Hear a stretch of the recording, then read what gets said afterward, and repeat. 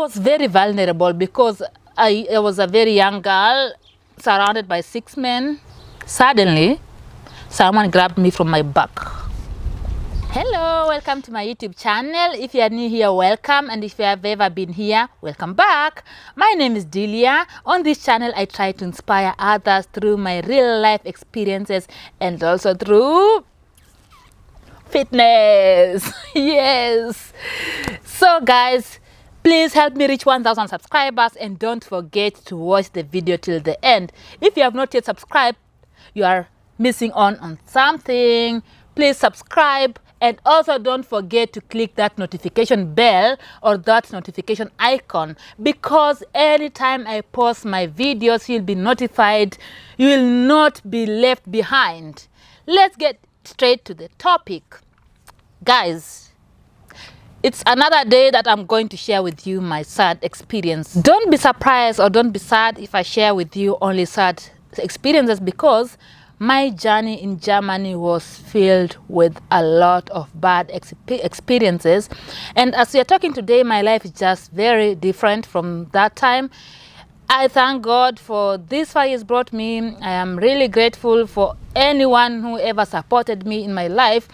But why am I sharing with you these sad topics? It's because I know it's through this that you are going to get inspired, because one day I'll share with you my good times, my good experiences, and you will be able to see how far I have come.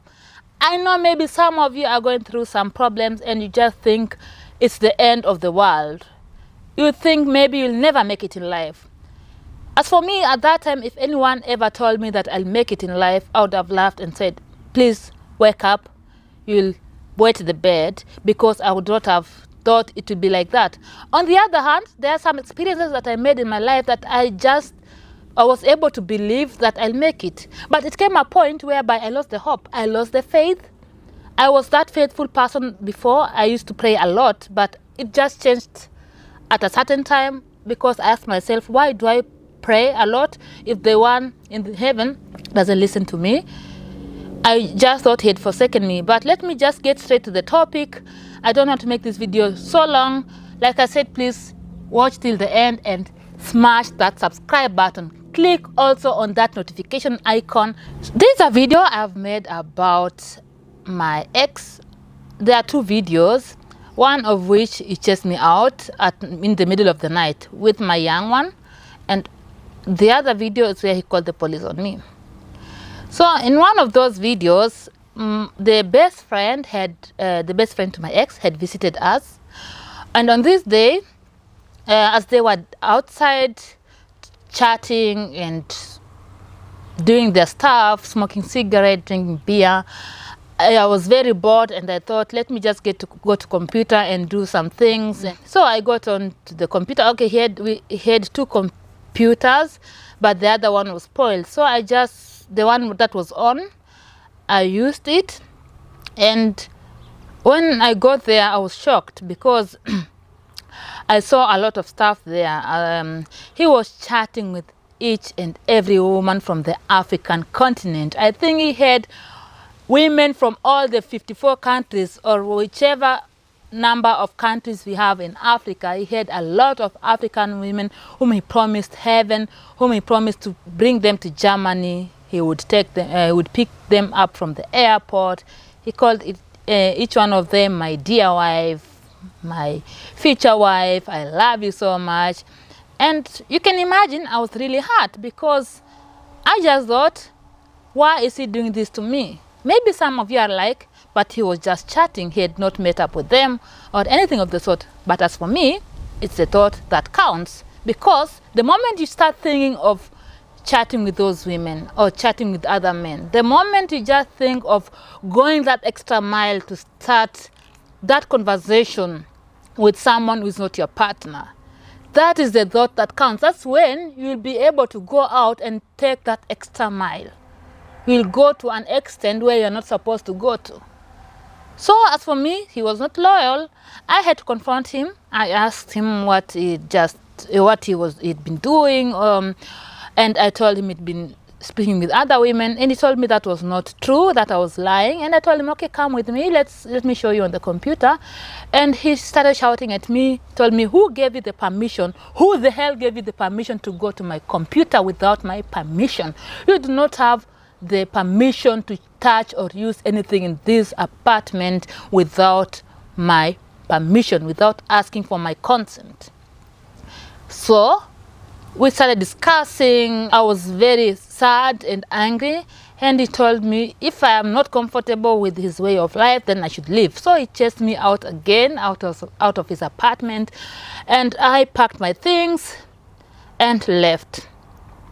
So when I left, I had a lot of luggage, but this luggage, I didn't have enough bags to carry them. I had one suitcase that I had come with from Kenya, and this suitcase had been destroyed at the airport. One of the wheels was destroyed, so I could not push it well. And then, so I had to pack the other things in plastic bags.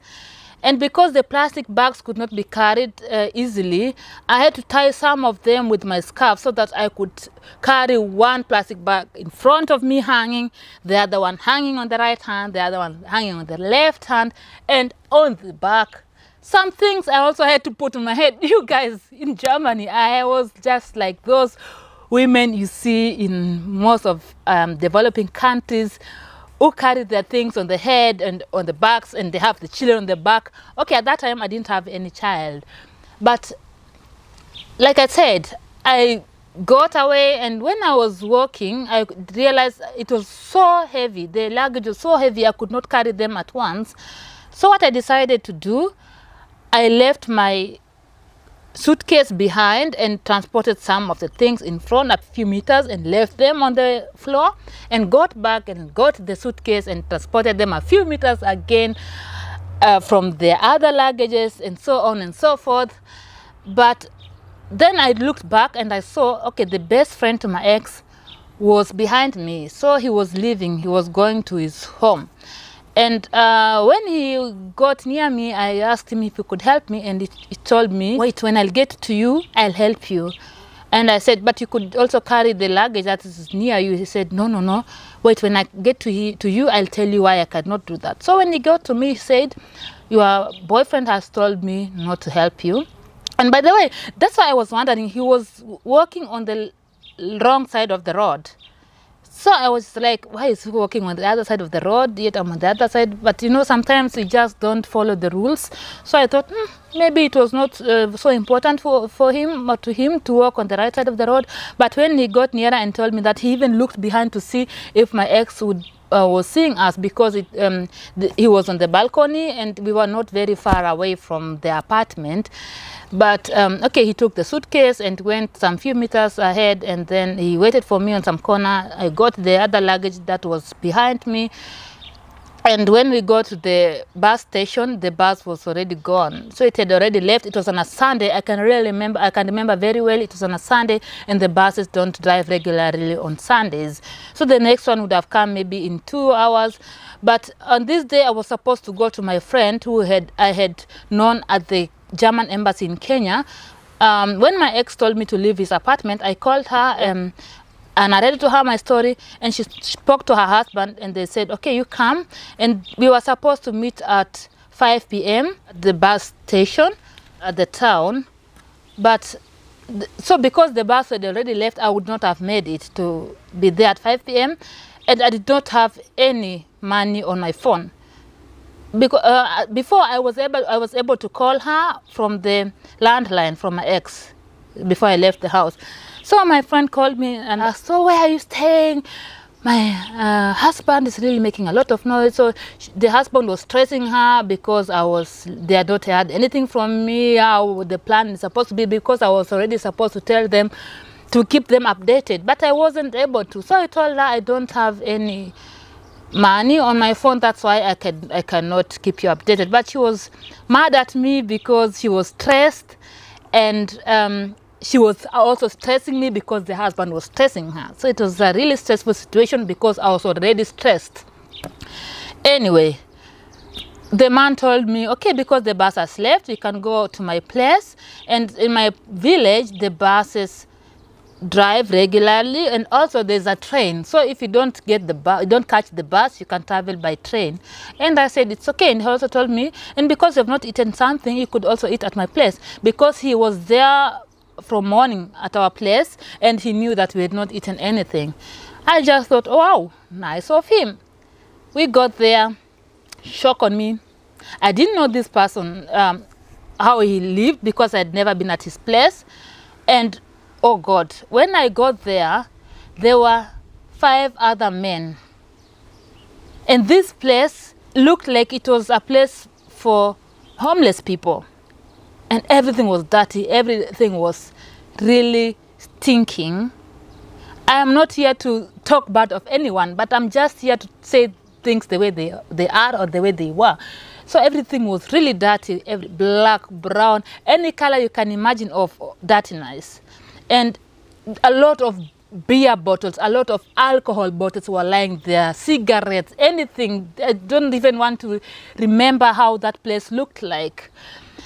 So I was very vulnerable because I was a very young girl surrounded by 6 men in this dirty, stinky place.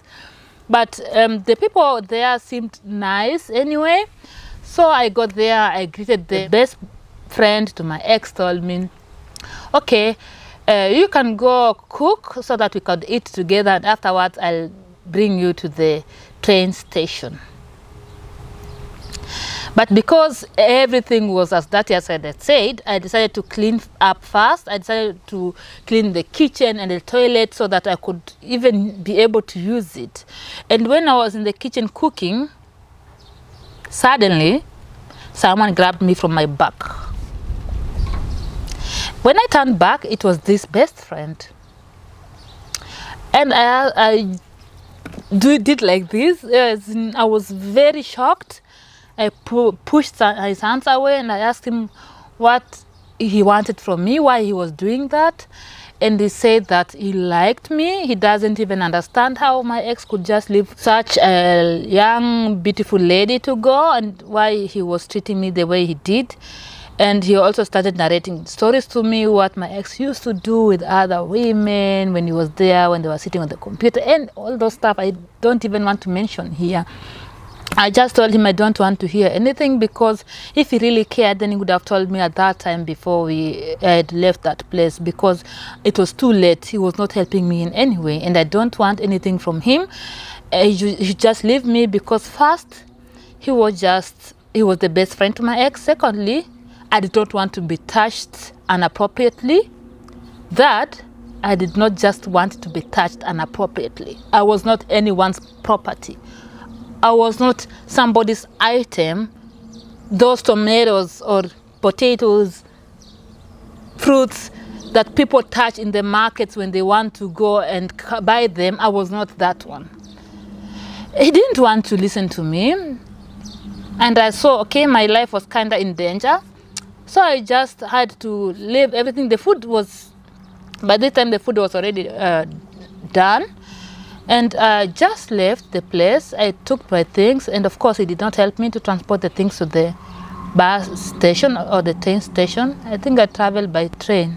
Oh yes, I traveled by train, whereby in the town where I alighted, I was supposed to travel by bus, because the husband to my friend was so mad at that time that I did not make it to be punctual, and he left. So they did not wait for me, because they were supposed to pick me.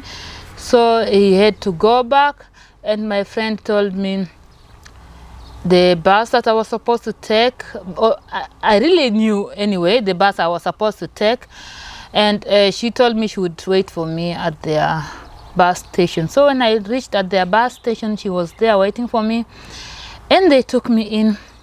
I thank her a lot for the help, because if it were not for her and her husband, I don't know where I would have gone to. And that's where I was able to stay with them for 10 days. And then I had to look for somewhere else to go. And yes, that's where then I had to contact my friend at that time, who had known at the pre-university. That's a student colleague. She was from Peru, and she told me, Delia, if you don't have anywhere to go to, just tell me and you will come to my place, and we stayed together. So I went to her place and we stayed there. She really helped me.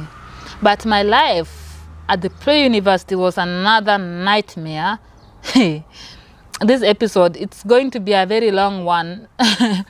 So you just keep on watching my videos. I'll share with you all these moments, all these sad experiences. And don't forget to subscribe. Until next time, goodbye.